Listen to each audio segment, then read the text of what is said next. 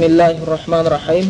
Innal hamdalillahi nahmaduhu wa nasta'inuhu wa nastaghfiruhu wa na'udzu billahi min shururi anfusina wa min sayyiati a'malina. May yahdihillahu fala mudilla lahu wa may yudlil fala hadiya lahu. Wa nashhadu an la ilaha illallah wa nashhadu anna Muhammadan abduhu wa rasuluh. Barcha maqtovlarda Rabbimiz Allohga arnaymiz. Және Аллах Таладан әйтер әрқашанда құл ретінде сұрайтынымыз, бұл өмірге адам қылып жаратқаннан кейін бұл өмірден шынымен Аллахтың ризашылығына бөленген құлдардан болып өтуді Аллах Таала біздердің тағдырымызға нәсіп етсін. Және бір сол Аллахтың разылығына жеткізетін істерді істеуді нәсіп еткен болсын. Мына бір яғни қияметтің көп белгілері болып, ақыр заман жақындаған мына бір заманда заманның сондай күмәндар мен күдіктері, шүбхалар мен шахваттар күшейген заманда Аллах Таала біздің нәпсіміздің туралыққа еруін нәсіп етіп, жамандыққа еріп кетуінен сақтасын. Және Аллах Таала біздерге берген осы көзін, осы өмірде қанша бар болсақ, сол көзіміз жарқырап, өмірден өткенше көзіміз көріп жүргендерден болсын, және сол көзіміз Аллах риза болатын істерден, Құран оқулардан нәсіп болсын ол көзімізге. Құлағымызға Құран тыңдаудан, хадис тыңдаудан, аяқ қолдарымызға, денелерімізге Аллах риза болатын істер істеуді нәсіп еткен болсын. Аллахтың жаңағы ашуын келтіретін нәрселерге қараудан, ашуын келтіретін нәрселерді естеуден, ашуын келтіретін нәрселерді сөйлеуден, ашуын келтіретін нәрсе істеген құлдардан болғаннан Аллах Таала сақтасын. Біз бүгін және де осы сабағымызды кішкене ақида тақырыбында бастамақшымыз. Бүгінгі тақырыбымызда осы сабаққа жиі оралып отырамыз, өйткені білесіздер, яғни заманда бір адам ауыратын болса, соқыршек болып, соқыршек жауырлайын деп жатыр. Іші бүріп барады. Дәрігерге алып барса, дәрігер сосын оған барып жатып, алдына соқыршектен түскен адам аурумен түсетін болса, сосын оған айтса, сен тұмау екенсің, бірінші тұмауың емдеп алайық деп айтпайды, оған дұрыс па? Яғни ол оған өте қауіпті болуы мүмкін. Сондықтан біздің кезімізде сондай бір соқыршектен де бетер бір аурулар бар. Яғни бұл иманға байланысты, иманда соқыршектей болып шошайып жүрген көп нәрсе бар, ол ширк күнәсі болып келеді. Бұл жайында пайғамбарлардың келгендегі мақсатының өзі осы болатын. Бұл тақырыпта біз бірнеше рет сабақтар өткенбіз, бірақ бұны және де өтіп отырсақ өте қажет болады. Және де бұл осы бір ақида мәселесінде, осы мәселеге келген кезде өте мұқият тыңдауға көңіл бұрыңыздар. Өйткені оны тек қана өздеріңіз ғана түсініп қоймай, басқаларға түсіндірсек деген мақсатта болу керек. Ал біреуге түсіндіру үшін өзің жақсы түсінуің керек. Егер дейді кім өзінің алған білімін біреуге жеткізе алмайтын болса, өзінің сенген сенімін біреуге түсіндіре алмайтын болса, онда оның өзінде де күмәндар, өзінде де күдіктер бар, әлі де толық еместігін көрсетеді екен. Сол үшін әрқашанда ықтият болуымыз керек осы нәрселерде. Сондан оны мұқият тыңдауымызға, әрбір сәттіға көңіл бұрып отыруымызға қажеттілік туындайды. Сол үшін Аллах Таала Құранда айтқан: "Фаттақуллах я улил альбабилладина аману", Құдайдан қорқыңдар, ей иман келтірген ақыл егелері деп айтқан екен. Сондықтан әрқашанда ақылымызға бұл дұрыс сөздерді сіңдіруге тырысқанымыз жақсы болады екен. Өйткені бұл қоғамда бұл жаңағы күнәнің түрі көп, бірақ қалған күнәлар Аллахқа сеніп, Аллахқа серік қоспаған болатын болса, ол пенделер тозаққа түседі, әлбетте Құдайдың бұйрығын орындамаған үшін. Бірақтан түбі жүрегінде тарының салмағындай таухид бар болатын болса, оның түбі кешіріліп жанатқа кіретіндігі жайында хабарлар жетіп отқан. Бірақтан кімде кім ширк күнәсі деген болатын болса, Аллахқа серік қосқан болса, Аллахтан өзге нәрсеге сиынған, Аллахтан өзге нәрсеге құлдық ұрған адамдардан болатын болса, табынған адамдардан болатын болса, ол бұл өмірде көп құлшылық істесе де тозақтан ешбір шыға алмайтын жайында Құранның аяттары менен пайғамбарымыз хадистері біздерге анық айтқан болып келетін. Сондықтан бұған шынымен өте ықтият болғанымыз жақсы болады. Көп күнәлар адам мен адам арасында кетіп жатқан болатын болса, ширк күнәсі бұл сондай сорақылығы сол адам мен Алланың арасында кетіп жатқан күнә болып келеді екен. Осы бір мағынаны түсіне түсу үшін біз бүгін осыған қатысты Бақара сүресінің 21-22 аяттарына тоқталып өтеміз. Осы екі аятқа. Бұны бір жерлерге түртіп алыңыздар. Бақара сүресінің 21-22 аяттар деп жерге түртіп қойғандарыңыз жақсы болады. Яғни бұл жалпы енді Құран жайында келейік. Бұл Құранның аяттары. Бұл аят Құран жайында бізге қаншалыған аяттар бар. Бұл адам баласын, яғни тірілерді ескерту үшін түскен кітап. Қазір кезде көп адам балалары осы Құран хақысында, Құранға деген иман хақысында да қателіктер жіберіп жатады. Қазіргі заманда көп адамдар үшін Алланың кітабы Құран ол төрге ілетін тұмардан басқа ештеңе болмай қалды. Басқа ештеңе аспай қалды. Көпшілік адамдар енді сол Құранның ішінде не айтылып жатыр деген нәрсеге құмарлықтары аз. Бұл өте қауіпті нәрсе. Бірақтан қазіргі заманда біз білеміз, әйтеуір қайсы бірін қарасаң да 10-шы класты бітірген, әйтеуір қарасаң біреусінде 1 дипломнан, біреусінде 2 дипломнан, мектеп жазу сызу танымайтыны жоқ, қосып алуды көбейту бөлуді білмейтіні жоқ, бірақ сонша жыл оқуға, күнделікті газет оқуға, күнделікті телевизор қарауға, күнделікті кез келген журналды ақтаруға шамасы жеткен адамдардың сәл ғана бір Құранға қарауға уақыттарының болмауы шайтанның оларды қатты бір азғырып жатқандығын көрсетеді. Сонда пайғамбарымыздың саллаллаху алейхи кезіндегі сахабалар Құранмен сондай дос еді, өте үлкен дос болатын. Сондан кейбіреулері тіпті айтатын сол кездегі селефтер, егер сен Құраның болса, Құраннан жаттаған сүрелерің болатын болса дейді, Құраннан жаттаған сүрелерің болатын болса, онда сен кедей адам деп өзіңді есептемей ақ қой дейді. Онда сен өзіңді кедеймін деп есептеме деген екен. Сондан бұл Құран жайында осы екі аятты айтар кезімізде осы Құран жайындағы кейбір адамдар қажетті болған дұрыс пікірлерді, олар осы иманның дұрыстығына қажетті болатын нәрселерді біз айтып өтуді дұрыс көріп отырмыз. Құран жайында көптеген аяттар бар, тіпті Құранда аят бар: "Лау кана мин инди гайрилла лаважаду фихи ихтилафан касира." Егер бұл Құран Алладан келмегенде дейді. Бұл кітап қазір кезде кейбіреулердің айтқан сияқты сондай бір жаңағы өте бір дарынды Мұхаммед пайғамбардың туындысы, еңбегі деп айтатын кісілер бар. Яки болмаса біреулер айтады, бұл кітапты Мұхаммед пайғамбар саллаллаху алейхи вассалам Библиядан көшіріп алған дегендердің пікірі бар. Біреулердің айтуы бойынша сол кездегі тәртіпті орнату үшін шығарыла қойған заң, басқа ештеңе емес деп айтатындар болған. Бірақ осының бәрін айтушылардың бәріне Аллах Тағала Құранда айтқан. Яғни оны бұл сөздерді айтып жатқандағы мақсаттары бұл кітап Алладан келген жоқ дегісі келеді олардың. Аллах Тағала адамзатқа ешқандай кітап жіберген жоқ деген ойды айтқысы келетіндер болған. Бірақ осының бәріне Аллах Тағала Құранда айтады: "Лау кана мин инди гайрилла", егер бұл кітап Алладан келмеген болса дейді. Алладан келмеген болса, "Лаважаду фихи ихтилафан касира", одан сендер көптеген келіспеушіліктерді табатын едіңдер дейді. Табатын еді олар дейді. Яғни көптеген қарама-қайшылықтарды, қателіктерді табатын еді дейді. Өйткені адамға тән нәрсе қателесу. Біз тіпті бір заң шығарамыз да, сол заңымыз бір жылға жетпестен оның халықтың мүддесіне жарамай қалғанын көріп, оған жылда өзгертулер енгізіп отырамыз. Ешбір мемлекеттің заңы жоқ, бір заңды қабылдағаннан кейін өзгеріссіз сонымен келе жатқан ешбір заңы жоқ. Бұлай шығарса бұлай жарамай қалады, бұлай шығарса бұлай жарамай қалады. Мұны яғни қылса жастар риза емес, бұлай қылса кәрілер риза емес, бұлай қылса пенсионер риза емес, бұлай қылса жұмысшы риза емес, бұлай қылса мұғалім риза емес, бұлай қылса дәрігер риза емес. Әйтеуір заң жылда өзгере береді. Өйткені адам баласы тән нәрсе бұл әлсіздік, ұмыту, кәмілсіздік. Яғни сондай бір нәрселер мен тәң болады екен.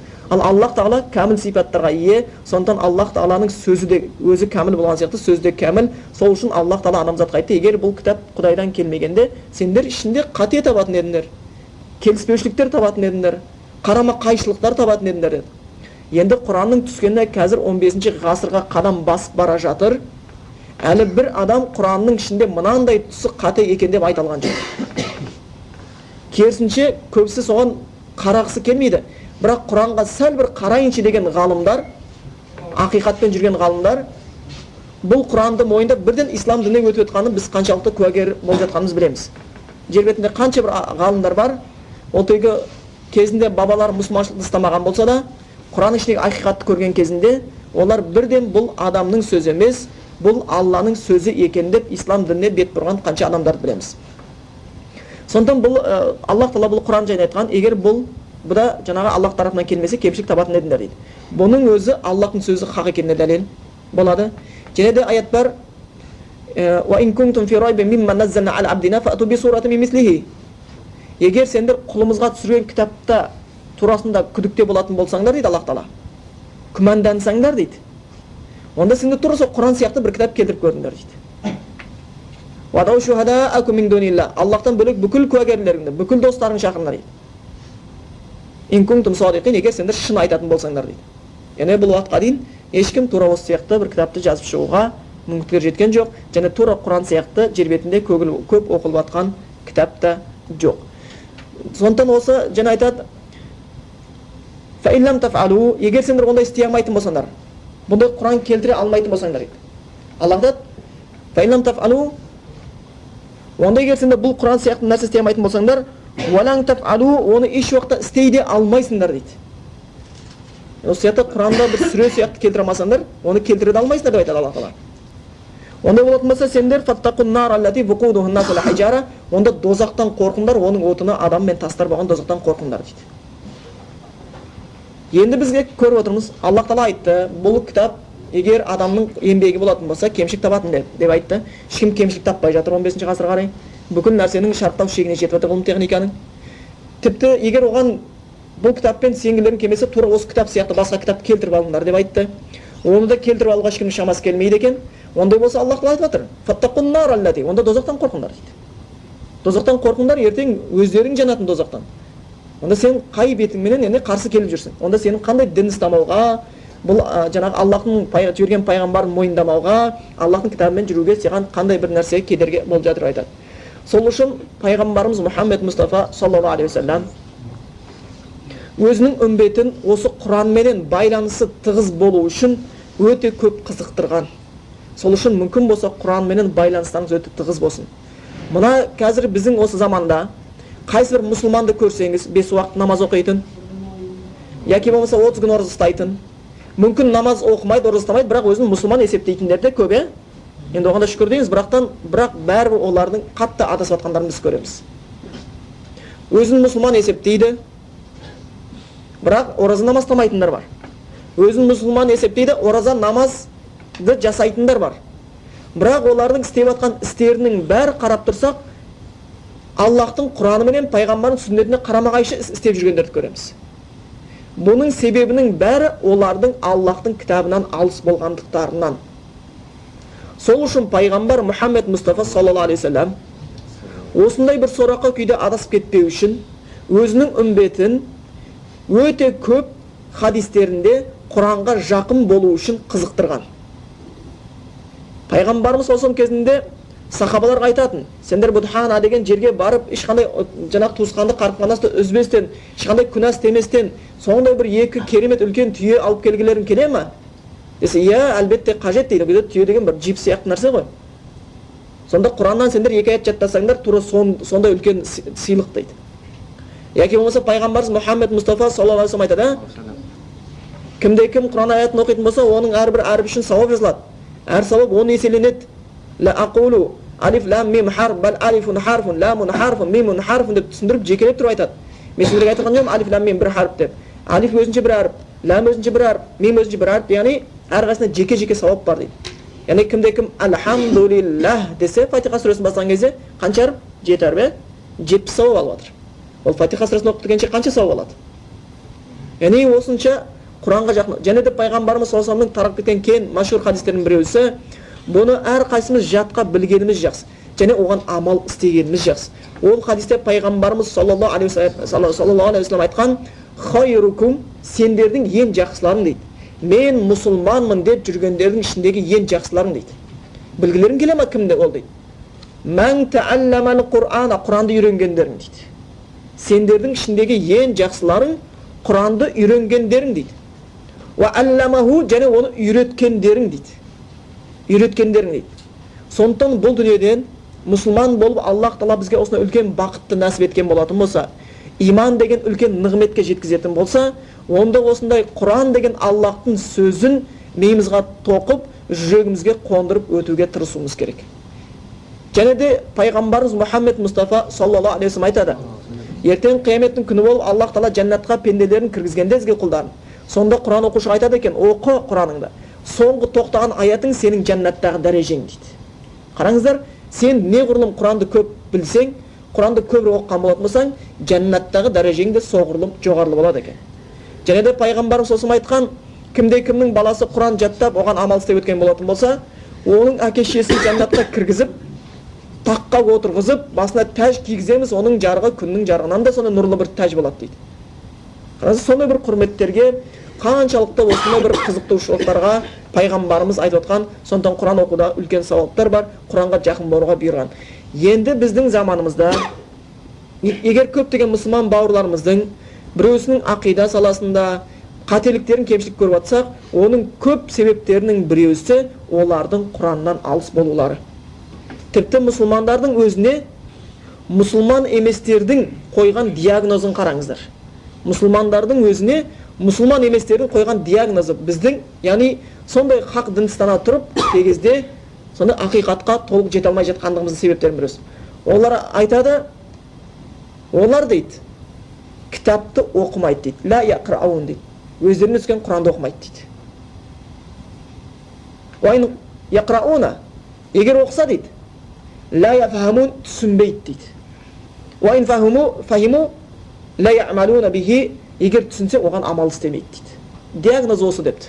Бүкіл мұсылмандарының жерден жүздері көтерілмей, еңселері басылып тұрғандағы осы бір ауру, ол мұсылмандар Құранды оқымайды, оқыса түсінбейді, түсінсе амал қылмайды дейді. Сол үшін пайғамбарымыз Мұхаммед Мұстафа саллаллаху алейхи ва саллям хадистерінде де айтып кеткен. Біздің осындай бір қатты бүлік болатын заманда айтып кеткен. Қазір жай мұсылман еместердің өздері адасып кетіп жатыр, ге? Иннал инсана лафи хуср. Адамдардың бәрі сонау қасіретке, зиянға, түбі дозаққа алып баратын жолға түсіп кеткен. Құтылайын деп жатқан біреусі жоқ. Бірақ соның ішінде мұсылмандардың өздерінде де біз осы заманда көріп отқанымыз сияқты кішігірім бір-бірімен түсінбеушіліктерде кездесіп жатады. Осының салдардың бәрін жауабын шешкісі келген мұсылман үшін пайғамбар Мұхаммед Мұстафа саллаллаху алейхи ва саллям және де Құранға итермелейді. Айтады пайғамбарымыз: "Таракту лакум шайъайни ин тамассаттум бихима фалан тадиллу абадан." Сендерге екі нәрсе қалдырдым, егер одан мықтылап ұстайтын болсаңдар, дейді, бекем ұстайтын болсаңдар, еш уақытта адаспайсыңдар дейді. Китаб Аллах ва суннати, ол Аллахтың кітабы дейді, және менің сүннетім дейді. Және де Аллахтың кітабын айтады. Пайғамбарымыз Мұхаммед Мұстафа саллаллаху алейхи ва саллям және бір хадисінде келеді. Ол хадисінде айтқан, сонда ертең бір бүліктер болады, фитналар болады. Адам ақ пен қараны ажырата алмайды. Кім не үшін өліп жатқанын білмейді, кім не үшін өлтіріп жатқанын білмейді, кім не үшін тонап жатқанын, кім не үшін тоналып жатқанын, халал харамды, жақсы жаманды ажырата алмайтын бір замандар болады, қап-қара фитна қаптаған. Деген сол кезде сахабалар сұраған кезде, одан қалай шығамыз, қалай құтыламыз деген кезде, әл-махраж минха китабалла, одан шығаратын жол сендер Аллахтың кітабы деген екен дейді. Және де Аллах Тағала Құранда бір аятты жақсы айтқан, ғалымдар осы аятты айтады: "Инна нахну наззална зикра ва инна лаху лахафизун." Аллах Тағала Құранда айтқан, біз бұл Құранды түсірдік, және Құранды өзіміз қорғаймыз деген. Бұл Аллахтың керемет уәдесі. Сол үшін ғалымдар айтады, Аллах Құранды қорғайым деген дейді. Бұған дейін ешбір кітап сақталмады тура осы бейнеде. Аллах Құранды қорғайым деді, біз оған нақты куәгер болып жатырмыз. Бұның өзі ислам дінің хақ екеніне дәлел. Қараңыздар, исламның дұшпаны жоқ болып қалған жоқ. Мұсылманшылықты құртсақ деген қанша бір дәуірлер болды. Мұсылманшылықты көре алмағандар болды. Әлі де бар, бүкілін, тіпті мұсылмандардың жанын алып атса да, үйін тонап атса да, арына тиіп атса да, намысын қорлап атса да, бала шағасын шырылдатып жатса да, бірақ әлі күнге дейін кітап болған жай парақ, жаны жоқ, парақты құртуға шамасы жоқ ешқайсының. Қараңыз, субханалла.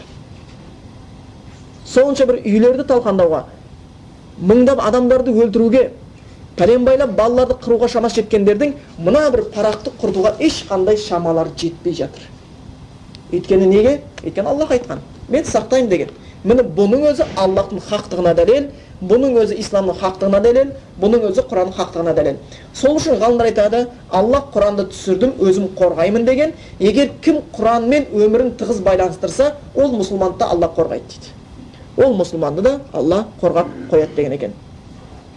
Сондықтан және Құран аяттарында да айтылып кеткен, бұлар Құран жайында ойланбай ма, оққан аяттарын түсінуге мағынасын тырыспай ма, немесе олардың жүректері құлтанып қалған ма дейді. Яғни Құран аятын оққаннан кейін оны түсінуіміз келмеуіміз ол жүректің құлтанғандығын көрсетеді. жүрек құлыптанған. Егер ол адам 5 уақыт намаз оқиды, 30 күн ораза ұстайды, бірақтан өзінің Раббысы түсірген Аллахтың кітабы Құранның бір аятын Раббым не айтты екен, Раббымның сөзін түсінейінші, соған амал істеп разылығын табайыншы дейтін бір мұсылман құмартпаса, онда адам жүрек құлыптанған. Ал сахабалар ше, Құрандағы бүкіл аятқа амал істегісі келген, وَإِذَا قِيلَ لَكُمْ ارْجِعُوا فَارْجِعُوا деген аят, біз ілгерден истизан үйге кіруге рұқсат сұрауға байланысты әдепте өткен кезімізде бір кісінің айтқан сөзі бар. Құранда аят бар, егер сендер біреудің үйіне барсаңдар, сендерге қайтыңдар деп айтса қайтыңдар, ол сендер үшін тазарақ, жақсырақ болады деген аят бар еді. Сонда бұны осы хадис тоққан о кісі, селефтің кісі не деп айтты? Мен өмірімді өткізіп келе жатырмын осы хадиске амал істеуге, амал істесем деп армандап келе жатырмын дейді. Бүкіл Құран аяты амал істеген, енді ең соңында сол біреудің үйіне барсам, бір мұсылман үйіне барсам, сол мұсылман айтса, менің қазір уақытым жоқ, қайт деп айтса, сөйтіп қайтсам, Құранда бір аят істеп аятқа амал істеп рахаттансам дейді. Олар әрбір аятты амал істеуге талпынған. Қазіргі кезде бір аяттың мағынасын тыңдауға да талпынбай жату өте қиын. Тұрып осы сияқты бір нәрсе, бір қары жігіт болған Қырғызстанда. Бұл сол үлкен бір сояқта кезінде Өзбекстанда Мир Араб деген үлкен медресе оқу орны болған. Ол жерде өте кең оқытқан, тәпсір ілімдерін, хадис ілімдерін, араб тілін өте жетік беретін мұғалімдер болған. Сол жерде бұл қырағаттан, яғни Құран оқыту, тәжвидпенен дұрыстап оқыту мәселесіне сабақ беретін бір қары болған. Дауысы өте көркем, Құраны өте таза, сондай бір жақсы жігіт еді. Яғни Құранды жатқа алған кішкентайынан. Бірақ араб тілін оқығанға онша талпынбапты. Тек Құранды жаттап алған. Біз оқыған кезімізде ол жігіт бізбен бірге жүрді. Сонда кей кезде медресеге жаңағы көмек қажет болып қалған кезінде біз көмектесіп жаңағы шөбін жинайтынбыз, басқасын не қылатынбыз медреседе. Сонда жаңағы жігіт келеді бізбен бірге, ол да жинауға кіріседі. Медресенің төңірегінде шөп неге жинауға. Сонда балалар айтатын еді оған: "Сіз жұмыс істемей-ақ қойыңызшы. Сіз бізге анау бір биіктеу қырға шығып бір рет Құран оқып беріңізші. Сіздің орныңызға бәріміз жұмылып жұмыс істейік" дейді. Ананы Құран оқыған сондай әдемі дауыс етін тыңдау үшін оның жұмыс істетпей, оған Құран оқып қойып, соның орнына жұмыс істегісі келіп тұратын балалар. Шынымен де әдемі дауыс етін. Сонда бір ішіне шыққан кезде гүмбірлеп өте үлкен зор дауыс болатын. Құран оқитын, және өзі Құран оқыған кезде өзін-өзі ұмытып кететін еді. Өзін-өзі ұмытып кететін, шынымен де Құранға берілетін аяттарына сондай оқитын еді. Дауысы әдемі, қырағаты әдемі, тәжвиді әдемі. Соны тыңдап рахаттанып, оған риза болып, оны жұмыс істетпесек те, оны тек Құран оқып тұрса екен деп армандайтын еді. Сол қары жігіт айтады: "Бір күні бір үлкен дастархан болып қалды. Бәріміз дастарханның басында отырмыз. Сол кезде бір ғалым кісі келді" дейді. Абдусами деген бір қырғыз ғалым кісі келді, арабтың тілін үйренген, жақсы жетік білетін.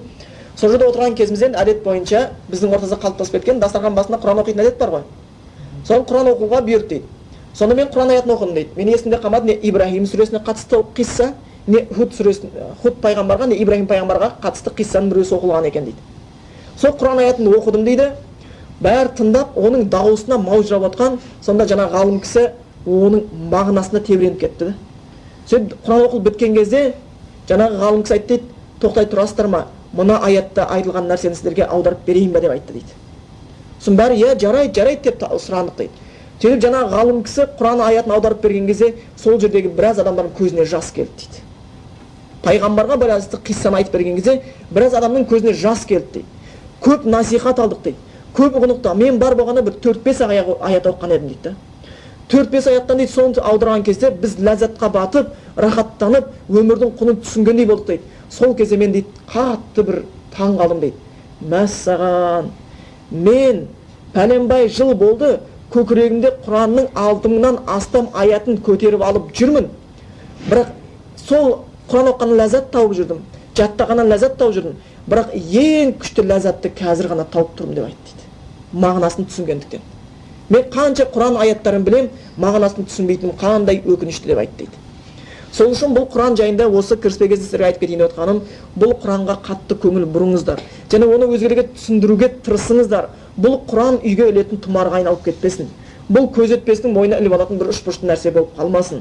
Құран бір әркімнің ойыншығы болып қалмасын. Үйдің жаңағы әдемілеп сәндеп қоятын кітапханадан сәндейтін жылтыр кітап болып кетпесін. Бұл кітап оқып, ішіндегі амалын түсінуге, өзіміз түсінбей жатсақ, онда білетіндерден білетіндерден барып сұрап мағынасын түсінуге тырысқанымыз жақсы болып табылады екен. Сахабалар да сондай еді. Біз 5 аяттан артық жаттамайтын едік, оның сол мағынасын түсініп алмайынша дейді. Сондықтан шынымен де бұл аяттарды оқып түсінуге тырысқанымыз жақсы. Сол үшін айтады, Құран сөзі шайтанның тақпақ емес, адасқан ғалымдардың шатпағы емес, Құран оқып мәнісін түсінбеген екі дүние бақытын тапқан емес дейді.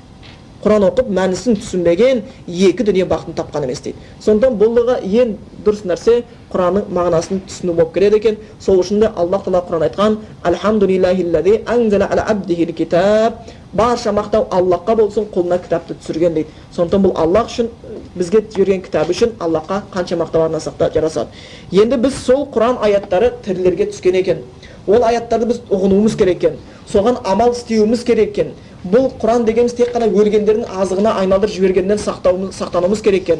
Оны тірі кезімізде соны Құран ішіндегі нәрсені түсініп, жәннатқа қарай жол бастағанымыз дұрыс болады екен. Ондай болатын болса, бұл екі аятта Аллах Тағала бізге не дейді? Соған мағынасына қарап көрейік. Аллах Тағала Бақара сүресінің 2 аятында: "Фастаизу биллах, бисмиллах, я айюхан насу убуду раббакумуллази халақакум уаллазина мин қабликум лааллакум таттақун." Аллах Тағала айтып жатыр адамдарға: "Ей адамдар" дейді. "Я айюхан нас", ей адамдар, убуду раббакум, раббыларыңа ғибадат жасаңдар. Ғибадат, құлшылық жасаңдар деп Аллах Тағала тікелей бұйрық беріп жатыр.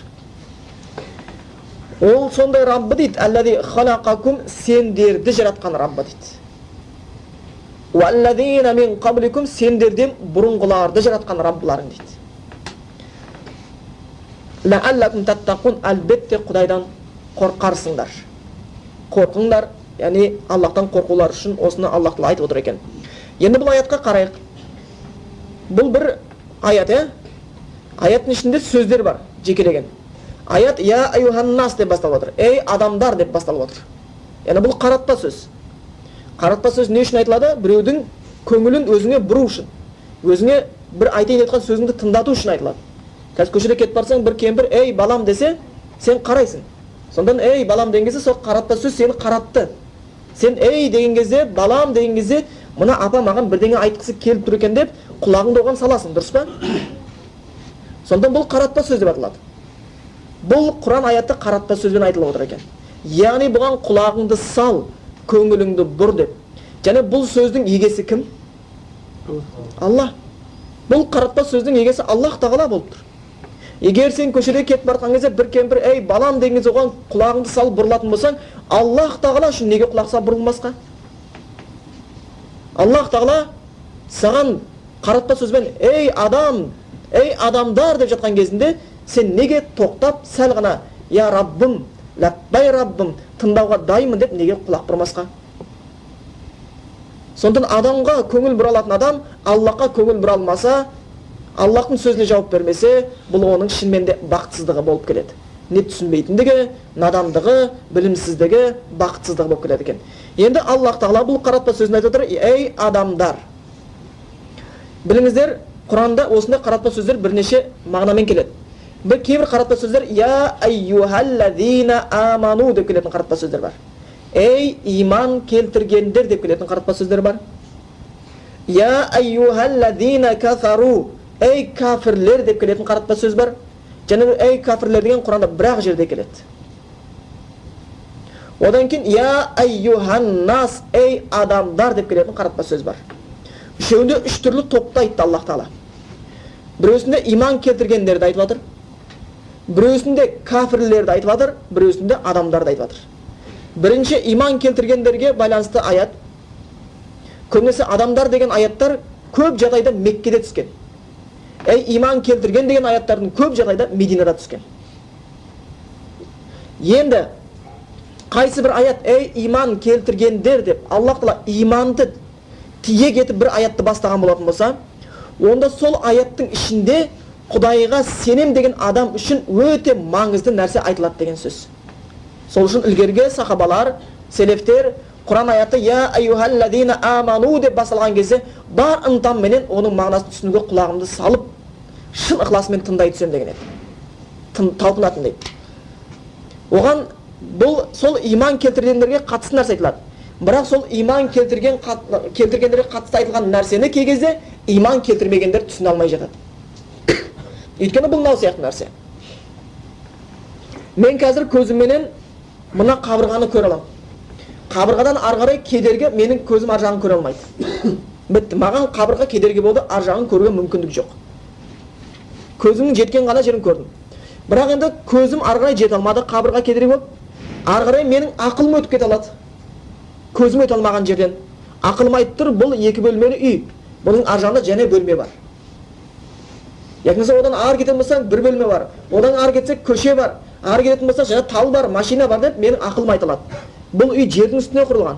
Ақылым көзім өте алмайтын жерге ақыл жете алады екен, көз жете алмаған жерге ақыл жетеді. Енді ақылдың да жете алмайтын шекаралар бар. Ақылды да тосатын нәрселер бар. Бірақ ақылдың жете алмайтын жеріне көп жағдайда иман жетеді. Иман жетеді. Сол үшін "Уама юъмин биллах яхди қалбах" деп Алла Құран айтқан. Кім Аллаға шын сенсе, оның жүрегін туралыққа бастайды дейді. Өйткені ол иман келтірген адам, иман келтірмеген адамдардың көре алмайтын нәрсесін көре алады. Иман келтірген адам ертең дозақта жағдайдың қиын екенін нақты түсінеді. Иман келтірген адам жәннатта екен жайлы бір жайдың бар екеніне нақты сенеді. Иман келтірген адам Раббысының ризашылығын сенеді. Оның бүкіл жағдайды көріп біліп тұрғанын біледі. Иман келтірген адам Аллахқа серік қосудың қандай ауыр күнә екенін түсінеді. Бұны иман келтірмегендер бұл нәрселер түсіне алмайды. Сондықтан осы сияқты көз жетпеген жерге ақыл жетеді, ақыл жетпеген жерге иман жетеді. Сондықтан кейбір аяттар "Я айюхалладина аману", ей иман келтіргендер деп басталатын болса, онда ол аят иман келтіргендерге қатысты аят. Енді бір аяттар "Я айюхалладина кафару", ей кафирлер деп басталатын болса, онда бұл кафирлерге қатысты аят. Және ол бір жерде келеді деді Құранда. Ол аятта не деп айтылады? "Я айюхалладина кафару ла та'тазиру лияум иннама туджзауна ма кунтум та'малун". Ей кафирлер, бүгін ешқандай үзір айтпаңдар. Ешқандай себеп айтпаңдар, өздерінің қиямет күнінде айтылатын сөз. Өздерінің істемеген құлшылықтарың үшін, ұстамаған оразаларың үшін, қосқан серіктерің үшін, ортақтарын Құдайға қосқан, әрбір істеген ұрлықтарың үшін, қылмыстарың үшін, жалаларың үшін, біреуге істеген зұлымдықтарың үшін Құдайдың алдында ешқандай себеп айтпаңдар. Ла та'тазиру лияум.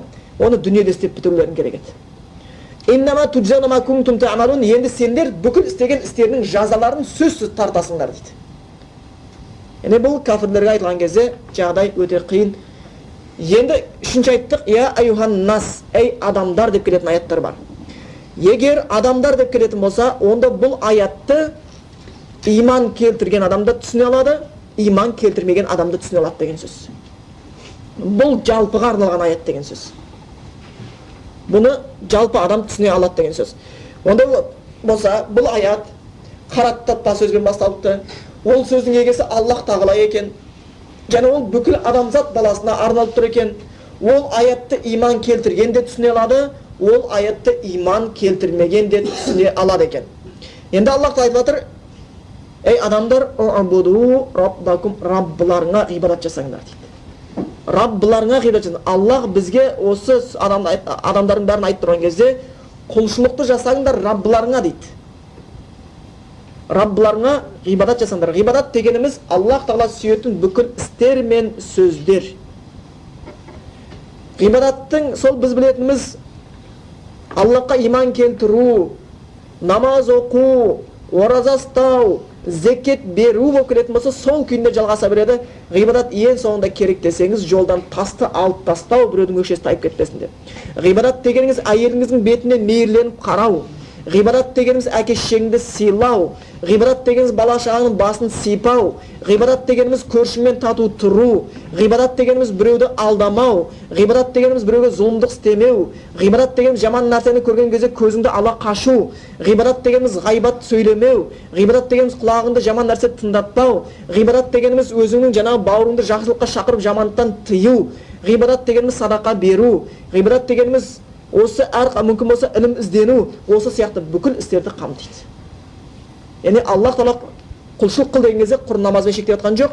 Және ең үлкен ғибадат Аллахқа серік қоспастан құлшылық ету. Сол үшін де абдалу зикри ла илаха иллаллах деп келеді. Зікірдің, Аллахты еске алудың ең күштісі ла илаха иллаллах деп айтылған хадисте. Өйткені бұл таухидты түсіндіреді. Бүкіл құлшылыққа Алла ғана лайықты. Бүкіл құлшылыққа Алла ғана лайықты. Мен Алладан өзге сыйынбаймын деп осы сөзді жиі айтып жүрген адам дейді. Ол ең күшті зікір айтып жүрген адам дейді. Ең жақсы сөз айтып жүрген адам дейді. Кімнің соңғы сөзі ла иляха иллаллах болатын болса, ол жәннатқа кіреді деген. Ол жәннатқа кіреді деп айтылған екен. Енді Аллах Тағала ғибадат қылыңдар деп жатыр. Раббыларыңа, қандай раббыларыңа? Әлләзи халақакум, сендерді жаратқан раббыларыңа құлшылық қылыңдар дейді. Бізді жоқтан бар еткен. Шынымен де осы бізді жаратқандығының өзі бізде нығмет көп. Ва ин таудду ниъматаллахи ла тухсуха. Құдайдың сендерге берген нығметтерін санайтын болсаңдар, есебіне жете алмайсыңдар дейді. Бізге өзіміздің бойымызда тұрған нығметтер, біздің сыртымызда тұрған нығметтер, біздің төбемізде тұрған нығметтер, біздің астымызда, оңымызда, солымызда, алдымызда, артымызда тұрған нығметтер саны шексіз. Біз көре алатын нығметтеріміз, біз көре алмайтын нығметтеріміз, біз сезіне алатын нығметтеріміз, сезіне алмайтын нығметтеріміз өте көп. Бірақ соның бастамасы бізді жаратуы Аллах Тағаланың. Соның ішінде адам қылып жаратуы. Теңізде жүрген кит емес, бастағы сығып өлтіретін бит емес, қорада жуын ішкен ит емес, адам қылып жаратуы бұл үлкен нығмет. Сол үшін Ясин сүресіне келеді. Ясин сүресінде бір ауылға пайғамбарлар келіп, Құдайға құлшылық етуді үйреткен кезде, Құдайларыңа құлшылық қылыңдар деп пайғамбарлар елді дінге шақырған кезінде көп адамдар қасарысып ермейді. Сонда бір адам келіп, қаланың бір бұрышынан жүгіріп келіп айтады. Не деп айтады? Ва ма ли ла а'буду аллази фатарани ва илайхи туржаун дейді. Мағынасын түсінгендігін қараңыз. Мені жаратқан, мені жоқтан бар етіп жаратқан, және ертең қайтатын жерім Аллах болған Аллахқа құлшылық қылмайтын маған не көрінді дейді. Егер мені жаратушым Аллах болатын болса, оған құлшылық қылмайтын маған сонша не көрінді дейді. Біз ар жағында көз, құлақ, бала шаға, ақша, дүние, үй, там, күн, ауа, жүрек, өкпені айтпаған кезде бізді жаратқанның өзі құлшылық етуімізге толық жеткілікті деді. Құлшылық етуге Раббымызға толық жеткілікті деді. Бізді жаратқанның өзі. Өйткені ешқайсымыз Аллахтың қалауынсыз дүниеге келе алмаймыз. Бізді жаратты адам қылып, сондан адам кейпімізді бұзбастан Құдайдың сүйікті құлы болып дүниеден өтіп кетсек, одан үлкен асқан бақыт жоқ. Енді Аллах айтады, сендерді жаратқан Раббыларыңа құлшылық қылыңдар дейді. Және осы жерден бір нәрсені түсінесіздер. Құлшылық жаратушыға болады, жаратылғанға болмайды. Бұл аяттан шығатын және бір тұжырым, бүкіл құлшылық тек қана жаратушыға жасалады. Жаратылған нәрсеге еш уақытта жасалынбайды. Сондықтан Құдайдан бөлек кез келген сыйынып жатқан нәрселерін қараңыздар. Егер біреу әруаққа сыйынса, әруақ жаратылған ба, жаратушы ма? Жаратылған болмайды. Біреу күнге сыйынып жатса, күн жаратушы ма, жаратылған ба? Жаратылған болмайды. Біреу суға сыйынып жатқан болса, біреу итке сыйынып, кез келген нәрсеге сыйынып жатқан болса, олардың бәрі жаратылған нәрселер. Оларға құлшылық арнауға болмайды. Олардан жәрдем сұрауға болмайды. Олардан қолдау сұрауға, оларға сыйынуға рұқсат етілмейді. Сондан Аллах Тағала айтып отыр, сендерді жаратқан Раббыларыңа құлшылық қылыңдар дейді. Бұл адамдарға айтылған нәрсе. Егер миы тұнық болатын болса, басы жұмыс істейтін болатын болса, осы сөздің өзі жеткілікті. Енді қазір біз біреуге айтсақ, осы аяттың жалғасын айтайық. Қазір Аллах Тағала айтты, сендерді жаратқан Раббыларыңа құлшылық қылыңдар деді. Онымен бітіп қалған жоқ. Бірақ егер аятты осымен тоқтатса, мағына түсінікті. Сендерді жаратқан Раббыларыңа құлшылық қылыңдар деп аят тоқтаса, біз түсініп тұрмыз, яғни жаратушы егеміз Аллахқа құлшылық қылуымыз керек екен. Бірақ Аллах Тағала айтты, «Валлазина мин қабликум», сендерден бұрынғыларды жаратқан Раббыларыңа құлшылық қылыңдар деп және айтты. Сендерді және сендерден бұрынғыларды жаратқан. Біздерден бұрынғылар кім? Бабаларымыз. Сендерден бұрынғы бабаларыңды жаратқан Құдайға құлшылық қылыңдар деді. Неге бұлай тіркеп айтты? Өйткені адамның жасайтын ширк күнәсінің ең үлкені көбінесе ата бабаларына сыйыну. Нұх пайғамбардың қауымында, арабтарың да, қазақтарың да, тіпті орыстарың да бәрі әруақтарға сыйған. Үнділерің де, жаңағы краснокождан сөйт, оларың да бүкілі сыйынғаны әруақтар болған. Өйткені адам баласы бабаларына деген құрметі жүрегінде махаббат болады. Соны шайтан қатты пайдаланып, оның бабасын, жай жаратылған бабасын жаратылған сипаттан жаратушылық қасиетке көтеріп жіберіп, Құдайға серік қосуға барады. Өйткені шайтанның ең жақсы көретін күнәсі осы. Өйткені бір адамға арақ ішкізсе, ол Құдайдан кешірім сұраса, Құдай кешіре салады. Ол бәрі жәннатқа кіруге үміті бар. Намаз оқып жүр 5 уақыт, намазға бір рет ұйықтап қалса, ертең қайттан намазын түгендеп алады. Оразасын қаза қылса, қайттан қазасын толтырады. Қалған ғибадаттар күйіп кетпейді. Енді біреу Құдайдан бөлек нәрсеге сиынса, бүкіл ғибадаты жойылады. Нөл болады. Шайтанға өте оңай. Кәдімгі дәл сердешкеге тигізгендей болады. Дәл, сондықтан ол ең жақсы көретін күнәсі осы. Сондан біреуге ширк күнәсін істетсе, ол рахаттанады. Бітті, енді мен бұны дозаққа кіргізем. Сондықтан шайтан оған өзі кеп намаз үйретеді, егер ол ширк күнәсін істейтін болса. Түсіне кіріп Құран жаттатады, егер ол ширк күнәсін істейтін болатын болса. Оған түсіне бабасы, атасы болып келеді, ширк күнәсін істейтін болса. Оған көріпкелдік қасиет үйретемін дейді, егер ширк күнәсін істейтін болатын болса.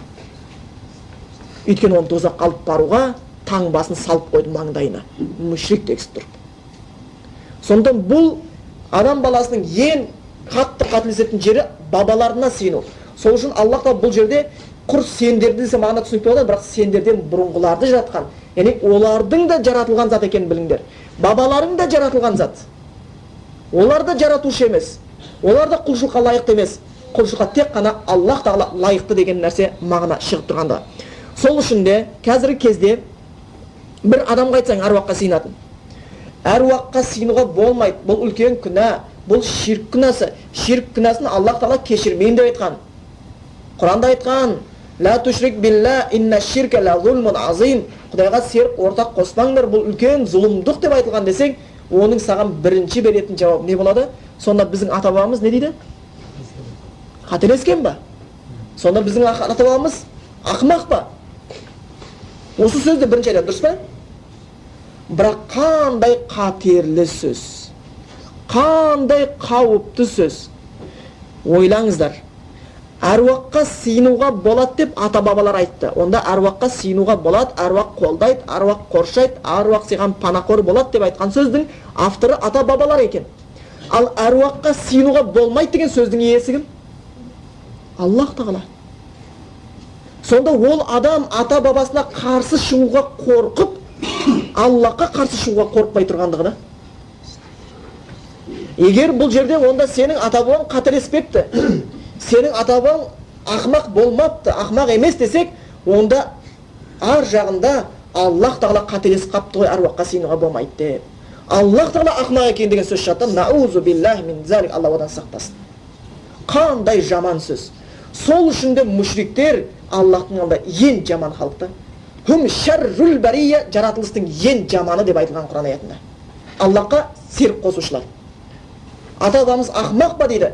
Сонда Алла ақымақ па екен ар жағында? Алла әруаққа сыйынуға болмайды деген. Сол үшін Аллах тағала Құранда айтқан: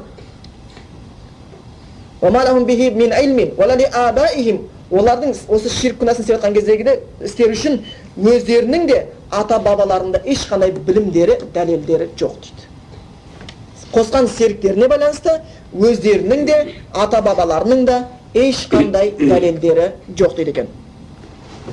Енді Аллах тағала лааллакум таттақун, әлбетте Құдайдан қорқарсыңдар дейді. Бұл аяттан біз түсінгеніміз, бірінші Аллах тағала қаратпа сөзбен бастапты, көңіл бұруымыз керек екен. Екінші адамдар деп бастапты, ол сөзді мұсылман да мұсылман емес те түсіне алады деген сөз екен. Басы жұмыс істейтін болатын болса, онда ол түсінуге тиіс деген сөз. Басы мияқта миым бар, сол ақылым жұмыс істеп тұр дейтін адам болатын болса, онда бұл сөз түсінуге тиіс. Егер тәкаппар болып кетпесе. Тәкаппар дегеніміздің өзі сол ақиқатты мойындамау дейді. Сол үшін де кімнің жүрегінде тарының салмағындай тәкаппарлық болса, жәннатқа кіре алмайды дегені сол. Тәкаппарлықтан өткен ауыр күнә жоқ. Білесіздер, Адам ата алейхиссалам, жаңа Хауа анамыз жәннаттан қуылды. Не себепті? Күнә себепті. Иблис алейхиссалам, Иблис лағнатулла, оның лағнеті болсын Аллахтың Иблиске, ол да қуылды Аллахтың мейірімінен. Не үшін? Күнә үшін. Адам атанікі де күнә, Иблистікі де күнә болды.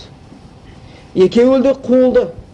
Бірақ Адам атаның үміті бар, қайттан жәннатқа кіруге. Иблистің үміті жоқ. Неге? Екеуінкі де күнә. Бірақ Адам атаның күнәсі Аллахтың ескертуін ұмытудан, қателесуден болды. Ал Иблистің күнәсі тәкаппарлықтан болды. мен адамнан артықпын деген. Сондықтан тәкаппарлық өте ауыр күнә, өте ауыр күнә. Сондықтан егер ол адам тәкаппар болмаса, басы миы жұмыс істейтін болатын болса, бұл аятты оған түсіну үшін жеткілікті. Осы аяттан кейін-ақ әруаққа сыйынуға болмайды екен. Әруаққа қайта сыйлайық, дұға қылайық, оларды еске алайық, олардың жақсылығын айтайық, жамандығын жасырайық. Оларға біз сол артынан садақасын беріп, қажылығын істеп, сауабын бағыштайық Пайғамбар үйреткендей. Бірақ олар бізді қолдасын, қорғасын, арыстанбаптың басына түнейік, яссауиден тілейік деген пікірлерден алыс болатын еді. Ол пікірлерден, арыстанбапқа түнейік, яссауиден тілейік деген пікірлерден олар әлбетте алыс болатын еді. Бұл қандай арсыз сөз екенін түсінуге тырысар еді. Енді ләәлләкум таттақун, әлбетте Құдайдан қорқарсыңдар дейді. Бұл тақуалық деген сөзді көбінесе біз Құдайдан қорқу деп аударып жүрміз. Ол да мағынасын береді. Орысшада богобоязненность дейді ғой, сөйтіп аударып. Бұл негізі түбірі виқая, яғни бір қорғану, сақтану деген мағынасында береді. Қу анфусакум дегендегі осы сөз түбір сөз бір. Өздеріңді жаңа отбасыларыңды уа ахликум нара, дозақтан қорғаңдар. Намаз бен ораза менен үйретіп қорғаңдар деген аяттар мысалы. Яғни бұл қорғану неден? Аллахтың күнәһарлар үшін беретін азабынан өзіндік таухидке келіп, өзіндік құлшылыққа келіп қорға деп жатыр Аллах Тағала. Сөйтіп қорғаңдар деп жатыр. Егер сендер осы аят түсінікті болатын болса дейді. Сондықтан бұл өмірге келгеннен кейін бұл Құран аяттарын барынша түсінуіміз керек. Енді келесі аяттың жалғасында Аллах Тағала бұл 21-ші аят еді, 22-ші аятында айтады: «Аллази жа'ала лакумул арда», ол сондай Аллах Тағала сендерге жерді жасап берді, фирашан, төсеніш қылып. Ол сондай Аллах Тағала сендерге жерді төсеніш қылып жаратып берді. Яғни бұл Бақара сүресінің 22-ші аятында шынымен де жерді бізге төсеніш қылып берді. Үстінде үйімізді соғып жатырмыз, үстінде жүріп жатырмыз, үстінде егінімізді егіп жатырмыз, үстінде малымызды бағып жатырмыз, үстінде суғаратын нәрселерімізді суғарып жатырмыз, бизнесімізді жүргізіп жатырмыз, үстінде бүгін нәрсені істеп жатырмыз. Үйленіп жатырмыз, үстінде көбейіп жатырмыз. Бізге төсеніш қылып, солай жайлы бір көрпедей қылып тегістеп Аллах Тағала бізге жерді жаратып берді. Ол сондай Аллах Тағала сендерге жерді төсеніш қылып берді. Уассамаа бинаан, төбелерінен аспанды шатыр қылып, жаңағы қорған қылып берді. Төбемізден тұрған сияқты. Мына қазір үйдің несі бар, потолок дейді оны. Шатыры бар. Егер осы потолок, сіз үй соққан адамды көрдіңіз бе Қарағандыда? Төрт қабырғасын тұрғызып қойып, төбесіне жаңбыр қар тамшылап тұрған. Олар біледі қандай потолоктың пайдасы бар екенін. Жаңбырдан, судан, қардан қорғанғысы келіп жатыр.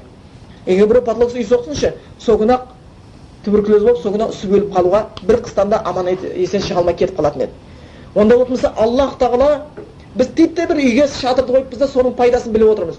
Керемет мықты плита қойғымыз келеді. Неме соны қоя салғымыз келмейді. Ал Аллах Тағаланың біздің төбемізден қойып берген аспан дейтін плитасына ешкімнің проекті жете алмайды. Қазір мақтауымыз мүмкін, ой, Турциядан келген плиталар күшті екен. Ойбай, не дейсің, аяқтар өзіміздің жасаған плиталар цементтің көп қосады, арматурасы мықты екен ішінде. Таң қалып жүреді. Ойбай, бағасы осынша екен. Ұзындығы пәленбай екен. Ана аспанда Аллах Тағаланың жасап берген шатырын өлшей ала ма біреу? Соны бағалай алды ма? Төбелерінен сендерге аспанды шатырып жаратып берді дейді. Ва аңзана минас самаи маан, сол аспаннан сендерге су, жаңбыр жауғызды. Фахража бихи минас самарати ризқан лакум, сол суменен сендерге жемістерді рызық ретінде шығарып берді дейді. Бұл аяттарда Аллах Тағала бізге нығметтерді айтып жатыр. Өзін жаратқан жаратылыстарын айтып жатыр. Шынымен де осы нәрсені түсіну үшін айтады Құранда: "Инна фи халқис самавати вал ава фил халқис самавати вал арди вақтилафил лейли ван нахар ла аят ли улил албаб." Ақыллы барлар үшін дейді, ми барлар үшін дейді, аспандар мен жердің жаратылысында, күн мен түннің ауысуында белгілер бар, Аллахтың құдіретін танытатын дейді. Егер соны көре алмаса, онда ол бишаралық. Пайғамбарымыз Мұхаммед Мұстафа саллаллаху алейхи вассалам аспанға назары түсіп кетсе, айтатын еді Раббысынан дұға алып: "Раббана ма халақта хаза батила." Я Алла, сен бұл аспанды тектен текке жаратқан жоқсың, бекерден бекер. Бұны бекерден бекер жаратқан жоқсың деп Раббысын еске алатын еді. Фақина азабан нар, дозақтан қорға деп дұға қылатын еді. Қазіргі кезде адамдар кетіп барады, мүмкін бір казиноның қасында неше жалтыратып, светтер қызыл жазылған жандырып сөндіріп қойатын болса, таң қалды, мәссаған қалай ғана? Тағы бір екен, ой, мына пальмадан алмай қапты, тегі жарқырап тұр, күшті екен, әдемі көрінеді екен деп мүмкін да. Титтей бір ламшыкен жанып өшкеніне таң қалып, соның егесін дәріптеумен болуы мүмкін. Бірақ сол лампочкалардың ешқайсысы татымайтын, күні шығыстан шығып батыстан шыққан күн төбесінен пәленбай сағат жүріп өткен кезде субханалла, қандай лампочка, Аллах Тағала қандай пәк деп айтуға бір рет жарамайды. Соқырдай өткен олар тек қана Алла сақтасын енді. Алла Құранда айтқан улайка каланъам, мал сияқты деп. Анау доңыздың алдына жуынды салсаң, жем салып берсең, бір жуынды салып берсең, соны ғана жек көреді да төбесін көруге шамасы жоқ. Олар тек қана дүниелік нәрсені көреді. Бірақ Аллахтың құдіретін танытатын нәрселердің бәрінен бейхабар өмір сүретін адамдар. Сол үшін оларды Аллах Тағала улайка хумул ғафилун, олар қаперсіздер, улайка каланъам, олар мал деп атаған оларды. Күннің батысын, таңның атысын байқай алмаған, жердің қозғалысын, төбесіндегі жердің астында төсеніш болған жерді, төбесінде шатыр болған аспанды, және сол жаңбыр жауып жатқан жаңбырлардан Аллахтың құдіретін тани алмаған адам шынымен де қаперсіз, надан адам. Және айтады, сол жаңбырдан сендерге жерді айтты, аспанды айтты, жаңбырды айтты, сөйтті, жемістерді айтты. Үшеуінің қатысы бар, жаңбыр жауады аспаннан, жерге түседі. Жаңбырдың суы біреу, дәмі бір. Жер, топырақты бәріңіз білесіз, бір. Бірақ сол жаңбыр түскеннен кейін жерден шыққан жемістердің дәмі бір-біріне ұқсамайды, дұрыс па? Түрі бір-біріне ұқсамайды. Сыртындағы кожалары бір-біріне ұқсамайды. Қабықтары, сіздерге кожа деп айтып жатқаным. Алманың сыртындағы қабығы менен апельсиннің сыртындағы қабық бір-біріне ұқсай ма? Ұқсамайды. Дарбыздың түсі менен қауынның түсі бір-біріне ұқсай ма? Ұқсамайды. Тіпті фигуралар келмейді бір-біріне, дұрыс па? Фигурасы келмейді. Аллах Тағала әрқайсының өзінің құдіретіменен, сондай бір кәмілдігіменен, дәлдігіменен, біреусін үлкен қылып, біреусін кішкентай қылып, біреусін жаңағы жұмсақ қылып, біреуін тәтті қылып, әрқайсының өзінің күйіне жаратып берген. Бір бейшара пенде айтады дейді, жаңғақты өте жақсы көреді екен. Жаңғақты өте жақсы көреді. Жаңғақ талмасына отырып, жаңғақ шағып жеп отырып та бір күні Құдайына айтады дейді: "Я Алла, жаңғақты сондай тәтті қылыпсың, бірақ кішкентай қылып қойыпсың" деп айтады дейді. Үлкен қылып жаратқаныңда, дарбыздай қылып жаратқаныңда ғой шіркін. Біреусін тарс деп жарып жіберіп, жартысын тойып, тау салмай, рахаттанып, тойып қалатын, әрқайсысын жара берген деп сөйтіп айтып біткенше, жаңғақтан, талдан бір жаңғақ үзіліп басына келіп түсті. Сөйтіп айтты: "Е Алла, сансыз шүкірліктер болсын. Жаңғақты кішкентай қылып жаратқаның қандай жақсы болды. Дарбыздай болғанда өлген жерім осы екен ғой."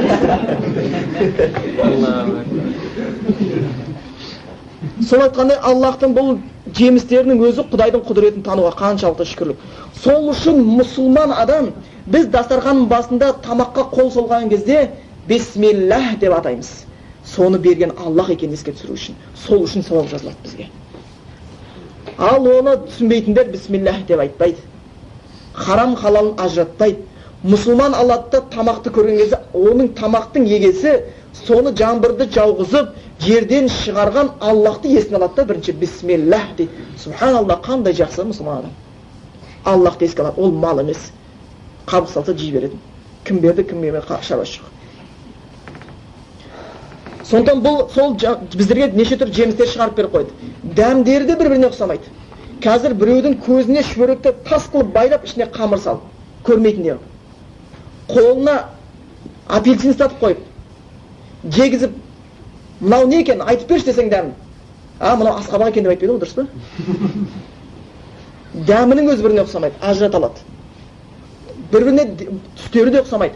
Осының бәрін Аллах Тағаланың берген нығметі, яғни Аллах Тағала бізге табан астында жерді көрген кезде Құдай еске саламыз. Сол үшін бұл Құран арабтарға түскен, арабтың жеріне түсті. Арабтың сол кездегі дәуіріндегі өмір сүрген бір арабты өздерінің көз алдарыңызға елестетіп көріңіздер. Ол араб түйенің үстінде кетіп бара жатыр. Түйенің үстінде мініп кетіп бара жатыр. Сонда Аллах Тағала Құран аятын түсірген сол арабтар. Сонда айтып жатыр сол жаңағы жүрген арабтарға: "Афала янзуруна илас-самаи кайфа руфиат." Бұл адамдар қарамай ма аспанға қалай көтерілген? "Ва илал-ибли кайфа хулиқат." Бұл адамдар қарамай ма түйеге қалай жаратылған дейді. Ол өйткені түйеде мінген адамның түйенің мойнызын нені көреді? Түйені көреді, дұрыс па? Түйені егер шынымен жақсылап қарайтын болсаң, таң қалатын нәрсесі көп түйеде. Сол түйеге қарамай, егер ол тәкаппарланып, қойшы түйеге қарамайын деп, жүзін тәкаппарланғаннан бірінші басын жоғары көтереді ғой, білесіңдер, аспан қараса, не деп айтады? "Ва илас-самаи кайфа руфиат." Аспанға қарамай ма, Аллах қалай оны көтеріп қойған дейді. жоғары қараса да Құдайды Алланың жаратылысын көріп тұр. Ол жүзін бұрып алып, егер шетке қарайтын болатын болса, арабтардың жерінде тау, бәр жерде тау бар. Уайлал джибали кайфа нусибат, тауларға қарамай ма, оны қалай қазықтай қағып берген дейді.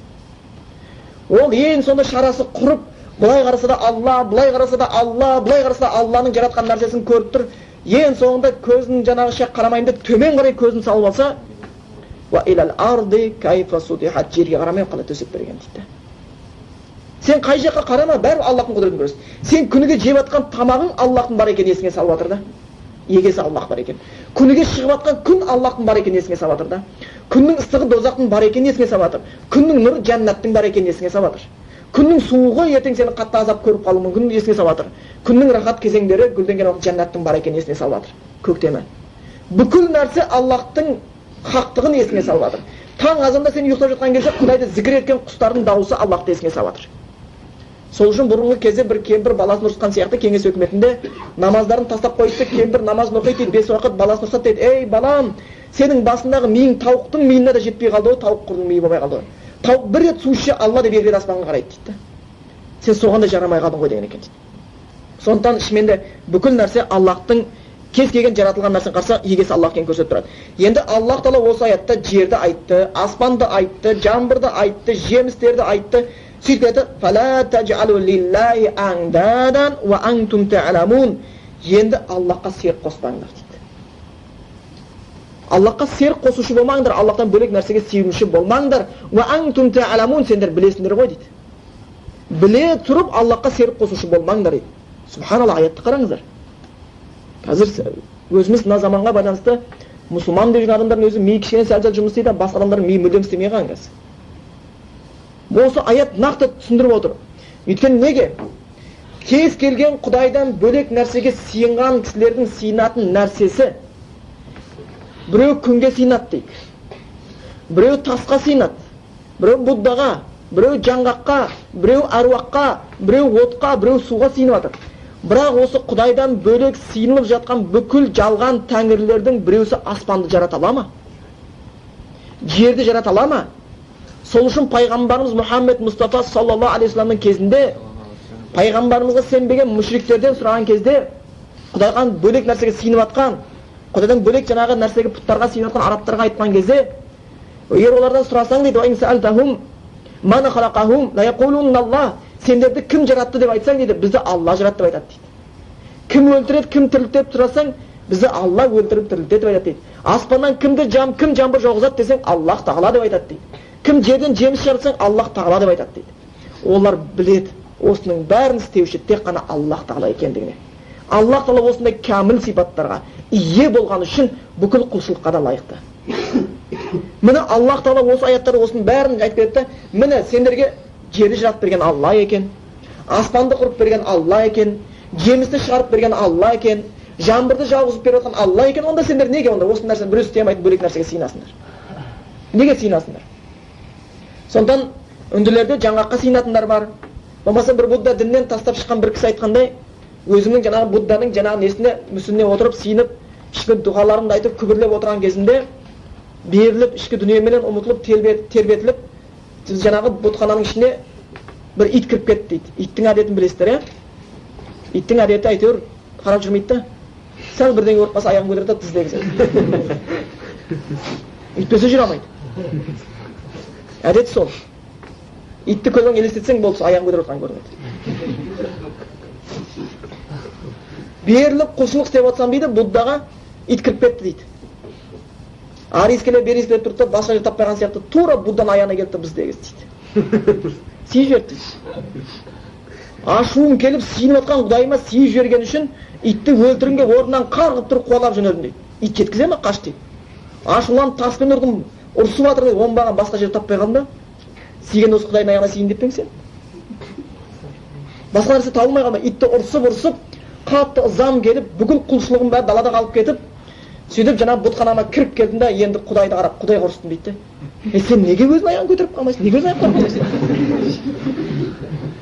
Кім көрінген аяғыңа сиет, шыбын шіркей басыңа тышат, біз сүртеміз, біз тазалаймыз, ит саған еще сиынамыз.